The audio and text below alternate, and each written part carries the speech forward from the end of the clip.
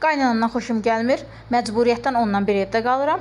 Canı çıxsın bizə ev alsın, biz də ayrılıq, gedək başqa yerdə qalaq.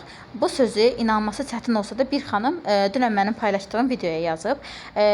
Orada xanımın biri ona bir yaxşı cavab verib ki, qaynanamdan xoşun gəlmirsə, yoldaşınla danış, pulu bir yerə qoy, getginən özünə ev al. Yox, əgər xoşuna gəlmirsə, bunu sən bacarmırsansa, yoldaşının özünün gücün yoxdursa, nəyə görə belə sözlər yazsan? Həqiqətən insanlar günü-gündən xarablaşır.